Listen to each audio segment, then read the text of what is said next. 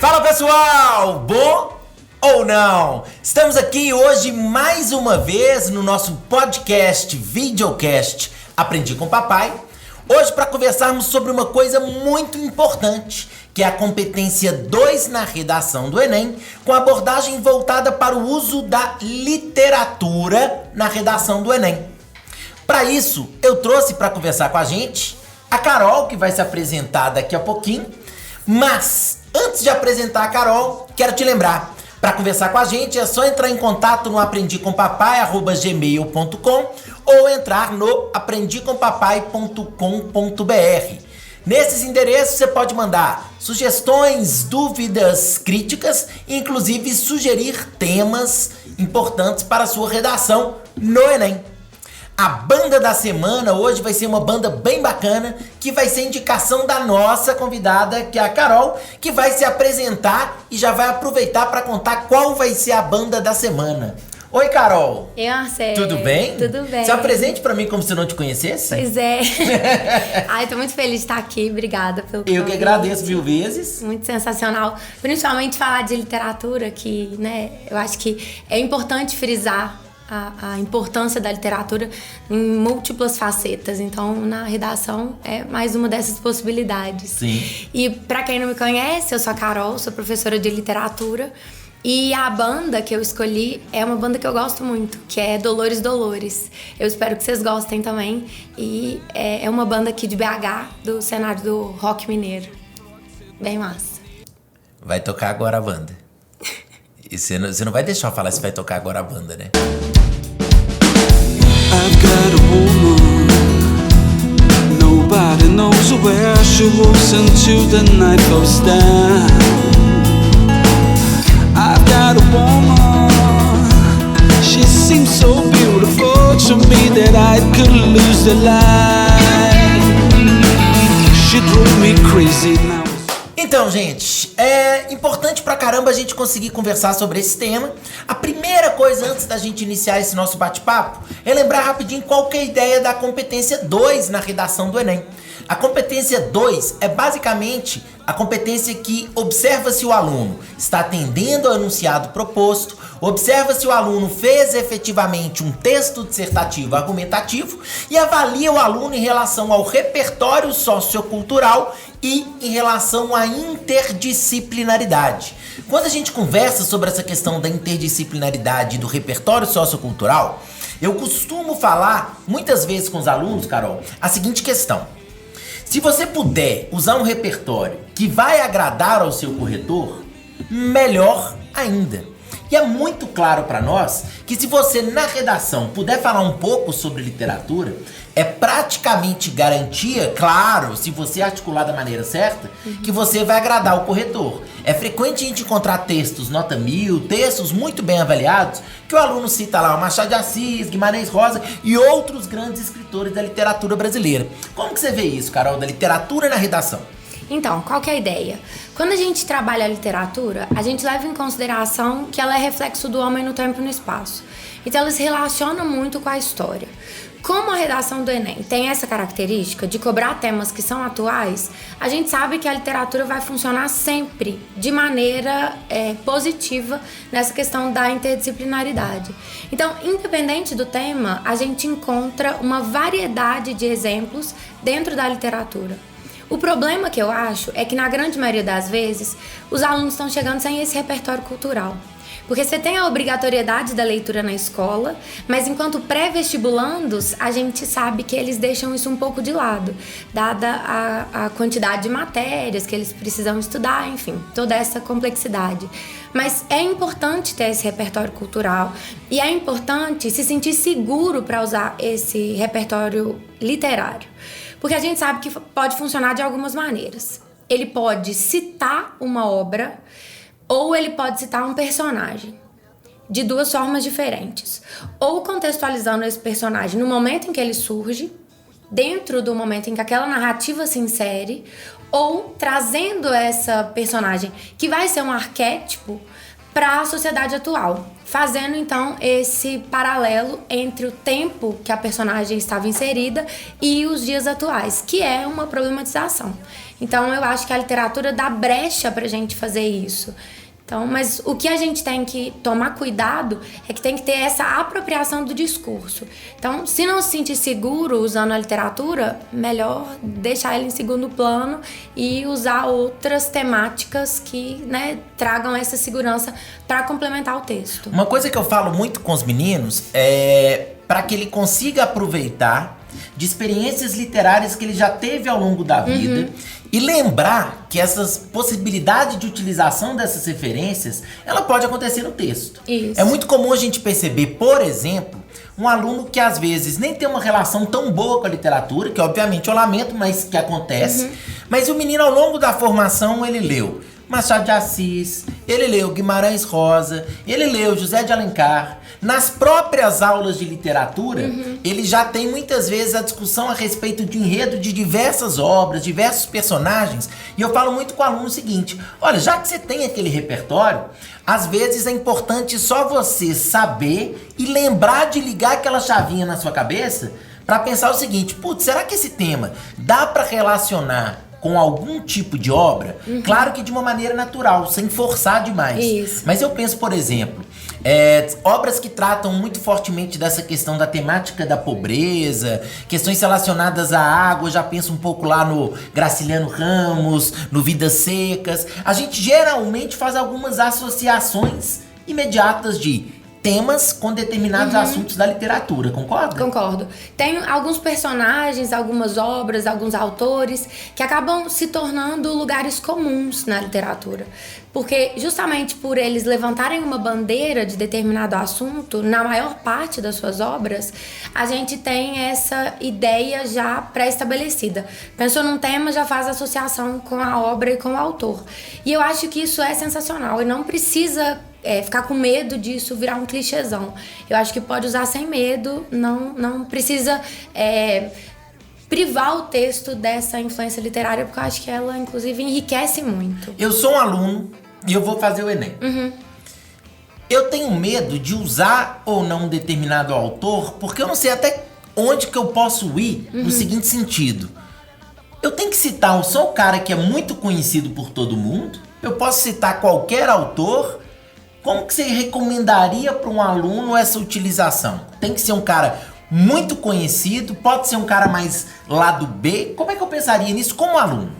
Então, eu acho que a preferência por autores mais conhecidos. Porque você não sabe qual que é o corretor que vai pegar a sua redação, né? E qual que é o repertório cultural desse corretor. Então, a preferência por autores mais conhecidos, mas não que ele precise abolir autores lá do B. O que a gente tem que tomar cuidado é o que eu vejo acontecendo muito em redes sociais. As pessoas compartilham falas, frases, versos de autores que não necessariamente são os donos daquelas frases, né? Sim. Então tem que ter essa apropriação quando a gente estiver falando da literatura no texto. Você tem que saber exatamente que aquelas características às quais você está relacionando aquele autor são dele. Ou que aquela fala pertence àquele autor. Porque senão você perde a intertextualidade. Uma coisa interessante também que eu falo com os meninos frequentemente é o seguinte aspecto. Ele às vezes fala assim, pô, mas eu posso falar de um autor. Se o corretor não conhece, ele vai parar e pesquisar. O que eu geralmente falo com os meninos é assim, olha, não é bem assim, né? Muitas vezes o corretor ele tem uma quantidade, ele tem uma meta de trabalho diário, ele precisa corrigir vários textos. Será que ele vai parar para pesquisar aquele autor e para conhecer aquele autor? Às vezes o aluno idealiza demais esse processo de correção, né? Eu concordo com você que é muito mais prudente por parte do aluno tentar colocar aqueles temas, aqueles autores que são os mais conhecidos de fato, né? Uma coisa importante, Carol, eu quero saber, já que a gente começou a falar de característica de obra, característica de personagem, quais conceitos da literatura a gente poderia utilizar em um texto? Exemplo, muitas vezes o naturalismo, especificamente, ele tem algumas características específicas muito frequentes que podem estar relacionadas a diversos temas, né? De repente falar um pouco da questão da animalização e etc. Várias coisas a gente pode puxar. De repente, conceitos literários para o texto. Falar um pouco de escapismo, relacionando um pouco o romantismo. Quais conceitos você acha que dá pra gente utilizar? Então, vamos pensar assim, né, numa linha do tempo. Se a gente analisa essa questão no quinhentismo, quais seriam os conceitos que a gente pode usar do quinhentismo, por exemplo, na redação? Se a gente está falando de Brasil, dessa questão de brasilidade, da caracterização do cenário nacional, falar um pouco dessa ideia da surpresa, que é fortemente marca do quinhentismo. Então, esse caráter descritivista, principalmente fauna e flora, né? É uma questão que a gente pode elencar junto do quinhentismo. Depois, quando a gente avança e está falando de barroco, essa questão da dicotomia, que muitas das vezes a gente encontra na problematização de uma redação. Né? Antíteses, paradoxos. Paradoxo é um negócio meio complicado de usar, porque se depois você não explica, fica meio sem pé nem cabeça. Aí pensando no arcadismo. Arcadismo talvez seja dos estilos de época que mais se relacionem, inclusive, com a atualidade. Se a gente pensa na questão de Rousseau e o mito do bom selvagem, e do homem sendo influenciado de maneira direta pelo meio que ele se insere, né, que depois a gente vai ver também no realismo, naturalismo, homem produto do meio. Que dá para cruzar com o fato social no Durkheim também, fazer uma correspondência puxando um pouco para sociologia misturada à literatura. Que é uma visão massa, assim, de homem produto do meio. Aí você pode levar para a questão do homem em contato com a natureza, do homem produto da sociedade atual, essa sociedade do consumo, essa sociedade da ausência do tédio, do não direito ao ócio, né? Então, eu acho que a gente tem essa possibilidade. Depois, quando a gente fala de romantismo, essa sociedade fundamentada no tédio, que a gente chama de mal do século. Então, o homem buscando meios de ir contra esse pensamento do tédio e muitas das vezes buscando escapismo por meio de várias ideias. Dentre elas, o escapismo por meio do passado histórico. Então, ele volta ao passado como sendo um lugar de idealização. E o índio, né, como marca desse passado. Ou o passado do próprio autor, né? A infância como sendo esse lugar ideal. Ou o escapismo por meio da morte, que é o que a gente tem como problematização, inclusive, no século que a gente se insere. Sim. Né? A questão do suicídio, que está em voga na sociedade atual, por causa das redes sociais, das séries, enfim. Né? Então, eu acho que esses temas são recorrentes, né? Esses conceitos da literatura, eles podem ser amplamente aplicados nos textos literários. Depois, quando a gente fala de realismo, essa questão da diferença de classes muito acentuada, então a gente pode falar desse conceito trazido por Machado de Assis, né? E depois do naturalismo, a acentuação das diferenças, mas dessa vez mostrando o lado menos favorecido da sociedade. Depois, quando a gente encontra um Cruz e Souza, falando do preconceito sofrido e do autopreconceito, também é uma questão, né? Falar de espiritualidade, mais uma vez, esse lugar ideal, que o meio não me aceita, então eu busco a espiritualidade como evasão desse sentimento, que é um sentimento muito duro. Aí depois, quando a gente encontra Monteiro Lobato, falar também dessa sociedade preconceituosa, combatida por Monteiro Lobato, viu, gente? Teve um tempo atrás que o Monteiro Lobato foi alvo de muitas críticas com relação à escrita de suas obras. Eles estavam falando nas redes sociais que Monteiro Lobato era um artista preconceituoso. Até muitas vezes pelos termos que ele utilizava nas obras, etc. Qual que é a importância quando a gente fala de literatura? É importante relacionar o texto ao tempo que ele se insere, ao tempo que ele retrata. Na época de Monteiro Lobato, ele inclusive questionava essa questão de uma sociedade pós-abolição da escravidão, ainda mantendo seus escravos. Sim. E ele vai usar do texto como forma de denúncia dessa sociedade.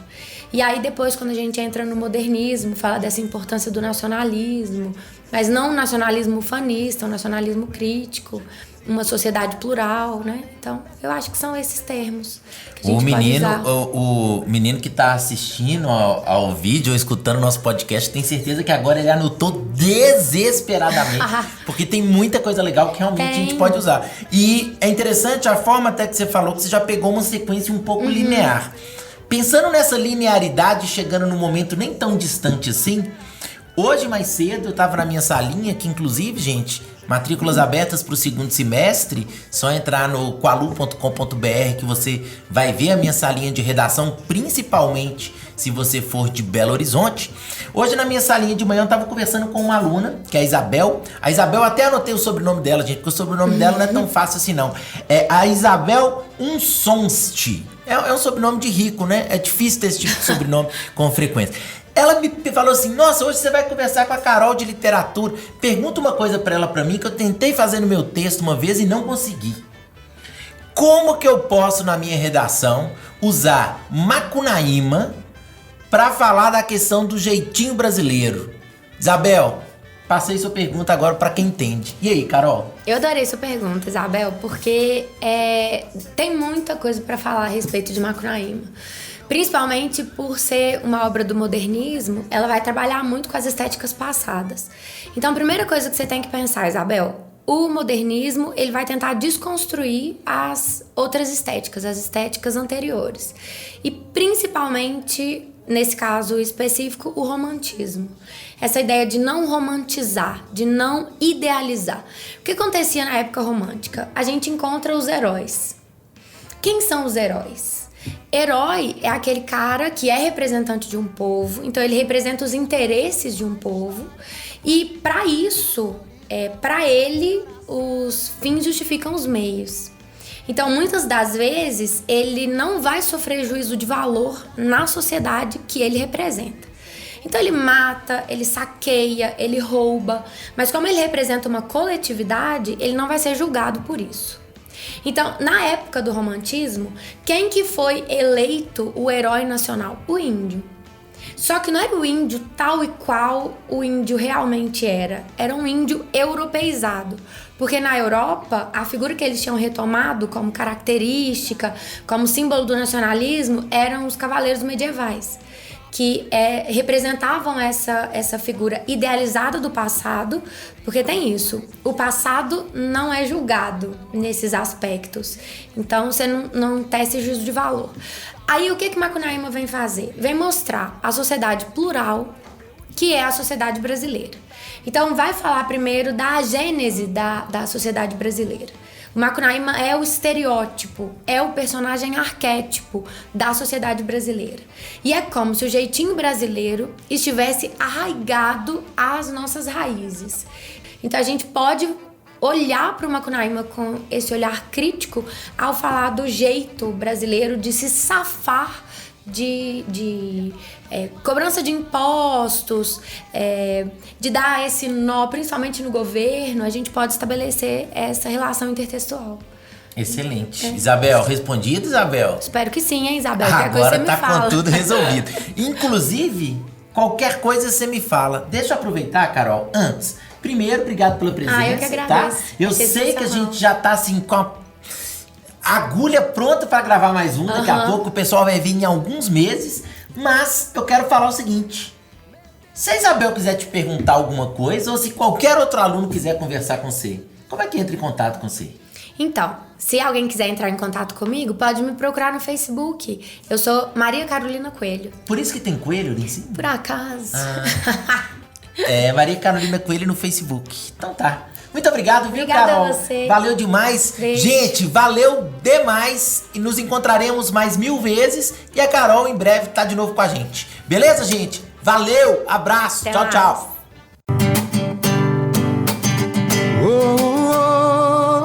Sei que sabe, amor, se a gente fica junto ou dá um tempo. Mesmo assim eu te espero, te espero.